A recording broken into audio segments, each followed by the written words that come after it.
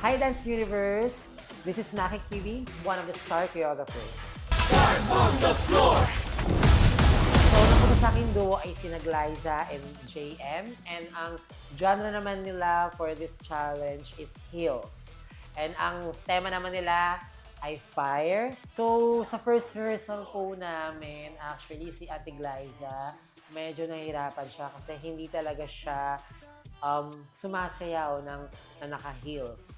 And si JM, syempre, alam naman natin na yun, palaban yung ate ko na yun. So syempre, may niya talaga yung heels na yun. Pero si Ate Glyza, wino-workout pa namin yung parang yung center niya para hindi siya ma-outbalance or matapilo. Kasi medyo, may kita mo sa face niya na talagang sobrang alinlangan siya dun sa mga ginagawa. Wala naman sila masyado naging struggle, pero may kita mo lang talaga kay Ate Glyza na parang natatakot siya.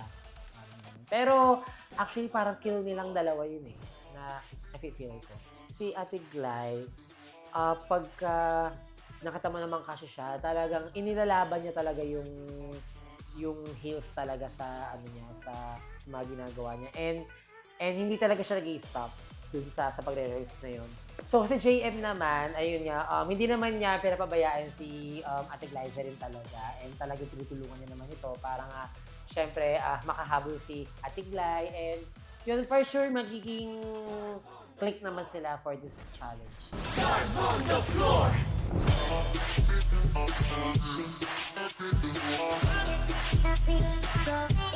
Be